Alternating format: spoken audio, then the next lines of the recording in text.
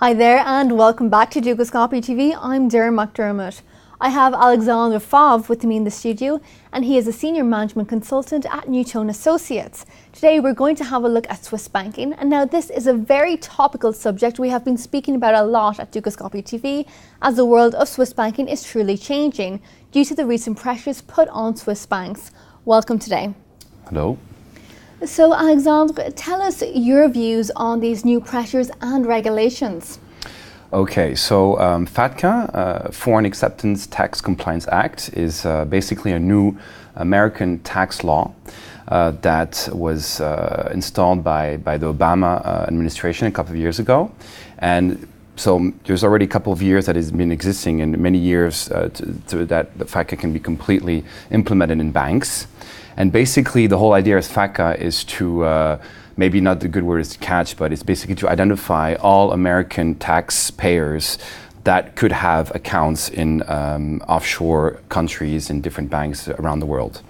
So basically it's the next step. There was something that was called QI before, Qualified Intermediary, that Swiss banks already had to comply to, and this is basically the next step. Okay. So basically, Swiss banks have to go really into the detail now, and the whole idea is that they have to identify potential American customers that they have in their bank accounts, and especially really thoroughly look through all their account files to make sure that potential American citizens, potential American taxpayers, that they identify them, and if they are American tax holders, that they report them to the IRS. So basically, in the future, it's going to be impossible, very difficult for an American taxpayer not to pay taxes to the IRS. Okay, so in terms of this and helping them prepare themselves and protect themselves, yes, what are you doing? Okay, so there's many things that we have to do, because the bank, obviously there's different departments, different service levels that we have to work with, and we're working with the front office, we're working with operations, we're working with IT, we're working with the back office, and basically at every one of those levels, FATCA is going to have an impact.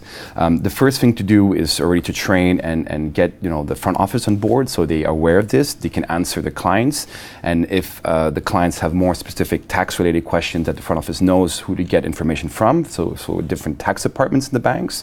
Then you need all your account opening procedures and your account servicing procedures need to be FATCA compliant, so that they identify any potential US indicia or things that could make that a client becomes an American taxpayer. For example, if you move to the US, for example, that's something that the bank has to be able to capture.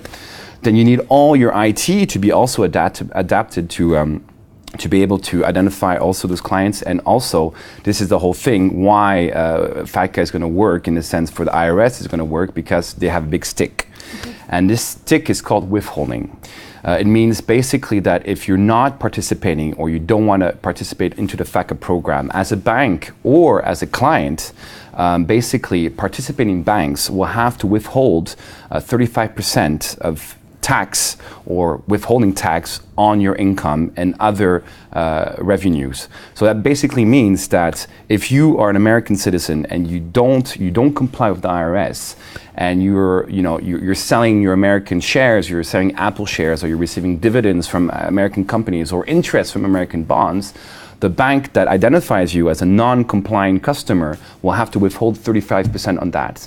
So that's really the big stick, and that's why most banks around the world and basically all the customers of those banks will have to comply with FATCA. So in terms of looking ahead of the future, where do you see the future of Swiss banking? Well, I think in general with the different laws, tax laws, compliance, regulatory changes that the Swiss banking environment has really gone through in the past couple of years, all the banks, big banks, small banks, medium banks, are all going through different projects to adapt to the new environment.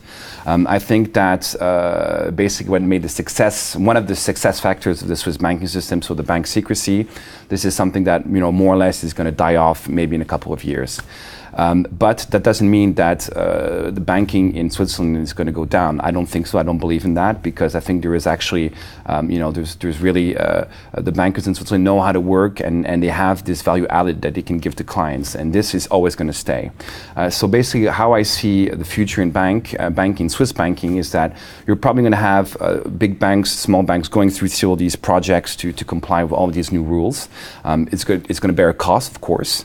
So maybe smaller banks that can't afford to do this are going to have to find a solution.